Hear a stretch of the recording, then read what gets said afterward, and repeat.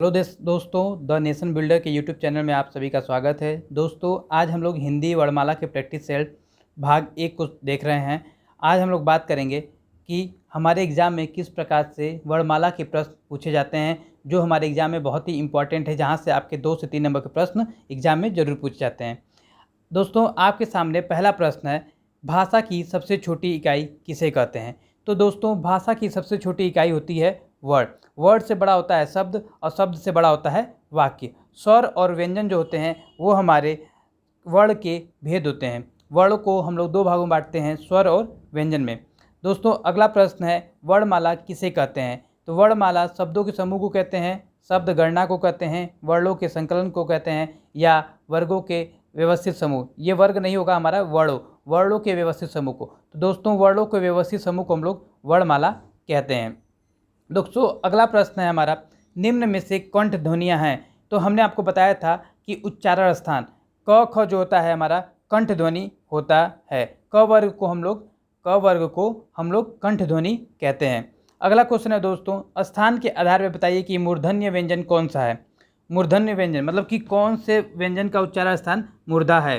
तो दोस्तों, हमने बताया था कि क वर्ग हमारा कंठ से होता है, च वर्ग तालु से और ट वर्ग मूर्धा से होता है। तो ट ठ ड ढ अड़। तो दोस्तों, ऑप्शन नंबर सी जो है हमारा मूर्धा से बोला जाता है, तो ये हमारा मूर्धन्य व्यंजन हो जाएगा। दोस्तों, अगला प्रश्न है, निम्न में से अल्प प्राण वर्ण कौन से है। दोस्तों, अल्प प्राण और महाप्राण, और आपको अघोष और सघोष में थोड़ा सा कन्फ्यूजन होता होगा। तो दोस्तों, मैं आपको बता दूं कि अल्प प्राण होता है पहला, तीसरा, पांचवा। पहले, तीसरे, पांचवा वर्ण को हम लोग अल्प प्राण कहते हैं। तो दोस्तों, इसमें पहला और तीसरा वर्ण कहाँ मिल रहा है। तो ऑप्शन नंबर बी पे हमारा मिल रहा है क और ग। पहला और तीसरा वर्ण क ख ग घ अंग। तो पहला क मिल गया और तीसरा ग। पहला, तीसरा, पांचवा वर्ण हमारा क्या होता है, अल्प प्राण होता है। तो क और ग हमारा अल्प प्राण हो गया। दोस्तों, निम्न में से नासिक के व्यंजन कौन सा है। कौन से व्यंजन का उच्चारण स्थान नाक से किया जाता है। तो दोस्तों, नासिक के व्यंजन की बात किया जाए तो पंचमाक्षर जो होते हैं हमारे नासिक के व्यंजन होते हैं। जैसे आपको बात करें, अंग, ईय, अड़, न, म, ये हमारे क्या होते हैं, नासिक के व्यंजन होते हैं। तो ऑप्शन नंबर बी हमारा सही होगा। दोस्तों, अगला क्वेश्चन है, ए और ए वर्ण क्या कहलाते हैं। ए और ए वर्ण हमारे क्या कहलाते हैं, कंठ तालब कहलाते हैं। कंठ तालब इसलिए कहलाते हैं, मैंने आपको बताया था दोस्तों कि ए का निर्माण अ और ई से होता है। तो दोस्तों, अ का उच्चारण स्थान होता है कंठ और ई का उच्चारण स्थान होता है तालु। तो इसलिए अ और ए और ए का उच्चारण स्थान हो जाएगा कंठ तालु। अगला क्वेश्चन है दोस्तों, हिंदी वर्णमाला में अयोगवाह वर्ण होते हैं। अयोगवाह वर्ण के बारे में हमने बताया था दोस्तों, अ के योग के द्वारा उसका वहन किया जाता है।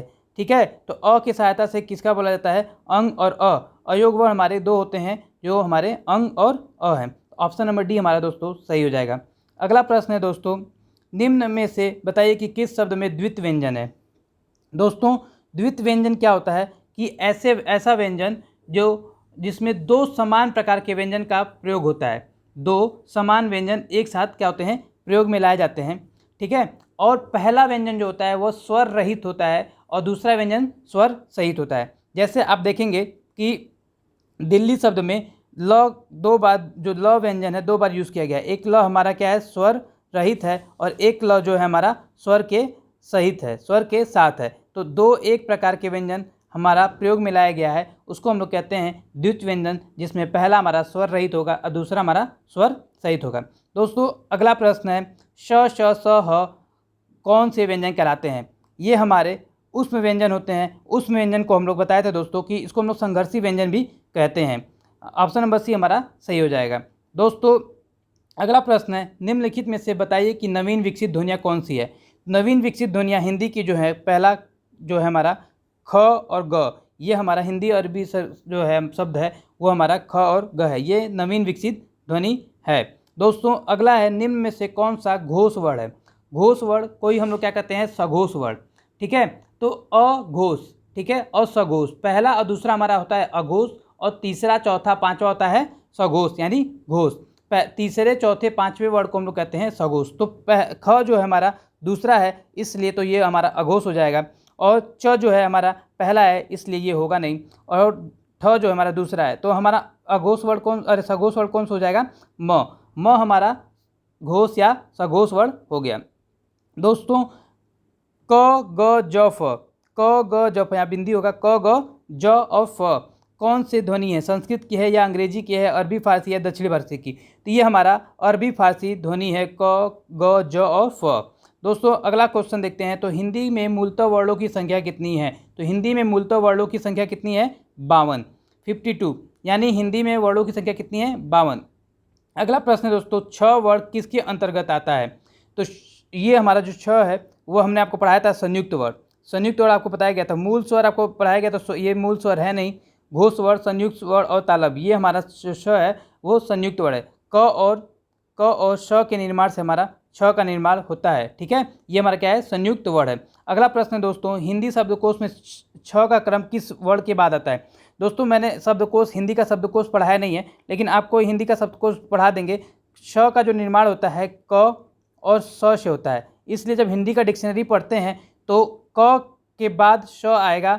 ठीक है, तो हिंदी में श का जो क्रम आएगा किसके बाद आएगा? वो क के बाद आता है। दोस्तों अगला प्रश्न है, ज्ञ वर्ण किन वर्णों के योग से बना है? तो ज्ञ वर्ण जो है हमारा ज और इ से बना है। ज जो पहला वर्ण होगा हमारा क्या होता है? वो स्वर रहित होता है, और ये हमारा स्वर सहित होता है। ज्ञ का वर्ण का निर्माण जो होता है ज और इ से हुआ है, तो ऑप्शन नंबर बी हमारा दोस्तों सही हो जाता है। अगला प्रश्न है, अघोष वर्ण कौन सा होता है? अघोष वर्ण के बारे में दोस्तों भी हमने बताया था कि अघोष वर्ण क्या है?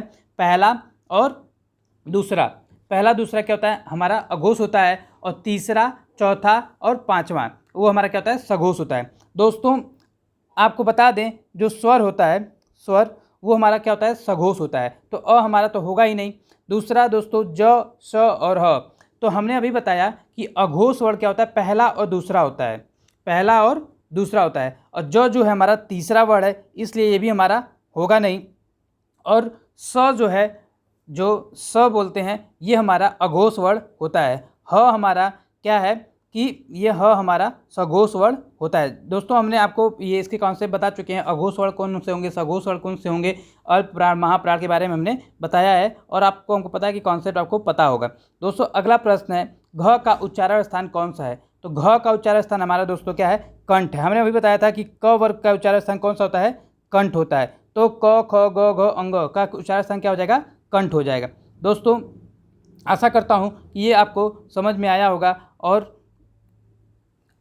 आप इसको प्रैक्टिस सेट को देखेंगे और अपने से सॉल्व करने की कोशिश करेंगे। आशा करता हूँ ये आपके लिए बहुत ही उपयोगफुल होगा। दोस्तों आज के लिए इतना ही, धन्यवाद।